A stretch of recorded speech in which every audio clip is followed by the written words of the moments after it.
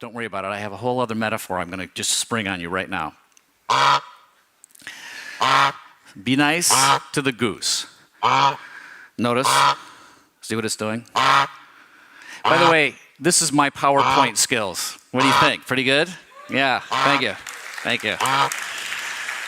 So just to remind you what the original story is, there was a goose, just a normal goose. By the way, not a golden goose.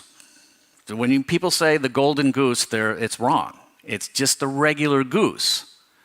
There's nothing about this goose that makes you know he's going to lay a golden egg. But this goose did lay a golden egg for the farmer and his wife, and they were really thrilled. They got the golden egg, and they cashed it in, and then they got greedy, of course, and they decided, let's carve into this goose and grab all the other golden eggs that are already in there. And they opened up the goose. There was no other golden eggs, and this is what ended up happening. See, I probably should have done a cartoon goose, because this really brings everybody down, doesn't it? That's a real deal. Okay, sorry. So the moral of the story is all this: greed destroys the source of good. Think before you act. Those who want too much lose everything. Killing the goose has become a metaphor for any short-sighted action that may bring an immediate reward, but will ultimately prove disastrous. Yeah, that's so obvious. Really? Is that the best moral of the story? No, it is not. Here's the best one. This is my moral. Don't mistake the golden egg for the goose that laid it. So this happens way more often than you might think. And here's how you can tell the goose from the golden egg. The goose is organic. It's alive. See, I'm telling you, my PowerPoint skills are really primo. The golden egg is inorganic, never lived, doesn't have a chance of ever living.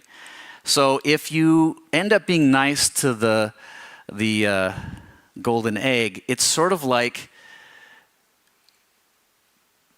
turtle wax. You have that over here, right? Okay. It's sort of like it's like polishing a golden egg and expecting that you're going to get more golden eggs by doing that. And really all you get is a really shiny egg. You don't get more golden eggs. And I'm going to keep stretching this metaphor until you go nuts.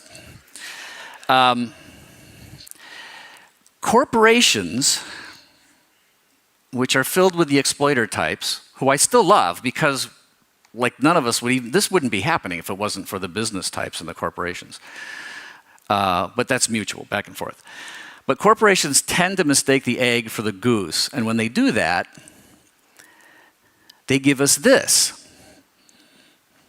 Planet for the Battle of the Apes. Did you... this is actually probably a bad example because the original Planet of the Apes with Charlton Heston wasn't all that great, but it was pretty good. But of course, they started immediately, the corporations were like, well, yeah, this is successful. Let's just do this over and over and over. And every single movie from that point on was worse. Just went downhill. They didn't hire the original people who wrote it and created it. Charlton Heston never showed up again. It just went down until it turned into this thing, which was just horrible.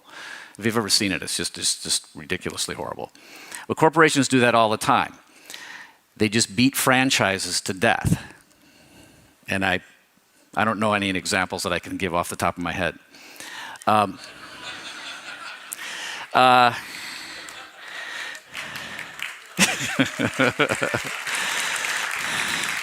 So the reason it's so obvious that no one actually, that killing the golden goose is like, well, of course no one wants to kill the goose. That's just so obvious. But people don't want to kill the goose, but I'm telling you, they don't have a problem kicking it in the stomach. And a goose that's been kicked in the stomach doesn't want to lay any more eggs. It doesn't want to get out of bed. So before I go too much further down this goose thing, I was telling this story one night to some corporate executives, which I have to have dinner with every once in a while, which is great. Some of my best friends are corporate execs. I was actually a corporate executive until about a month ago. Wait, is that funny? Really? Come on. So I was telling it to this guy who was sitting there, and I was pontificating about the goose and the golden egg. And he says, yeah, Marty, that's a really good story. I like that. But you know, sometimes there's nothing like a good foie gras. So just even right now, I said that, I still get a chill up my spine. Because when he looked me in the eyes and said that, and I'm like, oh, whoa, geez. So here's the thing. If you don't ship and make money, there are people who will eat your liver.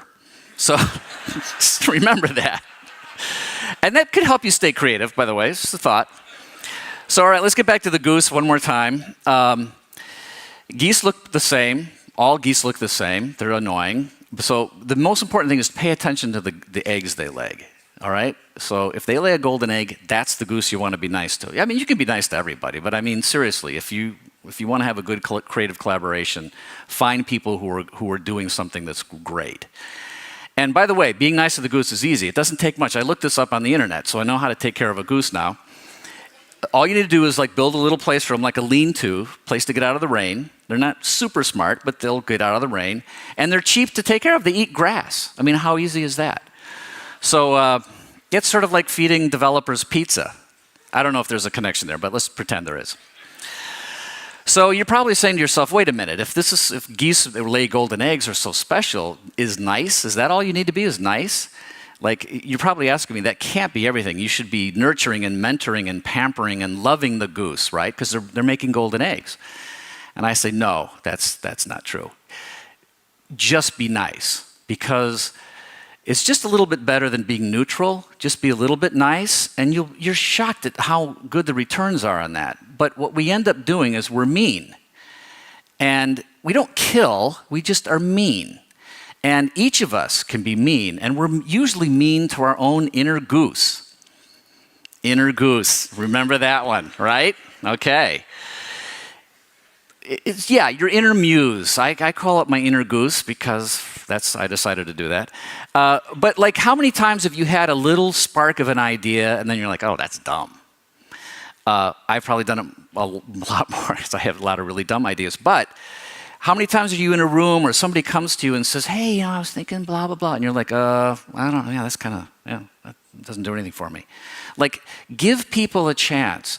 I was talking to Paul about this, Sir Paul. And he was, and I think he said this on a documentary someplace too. I mixed that up. Things he actually said to me personally and then documentaries. This is all just him talking to me. Whatever. But he said that he remembers this day where he just had this little idea called Sgt. Pepper's Lonely Heart Club's Band, and he wrote it on a napkin, and he didn't know what it meant. He was like, this is just kind of fun. Fun words, a fun little idea. You know, that's a little thing that they could do. He brought it to the rest of the guys in the band, and they were like, yeah, that's cool, let's do that. That was pretty good, okay. So don't just snuff little ideas out. Don't be mean to those little sparks of ideas, because every really cool thing started as a tiny spark of an idea. And it's gone forever. But it's really hard to put out a bonfire, and if you just help that creative spark that's inside of you, if you just nurture it, if you're just not mean to it, something great can happen. So each of us can be mean, but corporations are almost always mean to creative people. And that's because, well, maybe I don't know for sure why this is, but I think corporations believe that creative people are a necessary evil, and they're replaceable. So they have positions that everybody could be replaced. So these are what people look like, just in case you didn't know. These are the people. People are the important part of this equation. Over there, the creative process. If there was actually a chart that you could put on your wall and duplicate the creative process, corporate execs would just love that, because then they would never actually have to deal with people. I just want to leave you with two thoughts in conclusion. If you take anything away from this talk, I would hope these would be the two thoughts. Be nice to the goose within you, and be nice to the geese around you, and you will be creative. Thank you. Thanks for coming.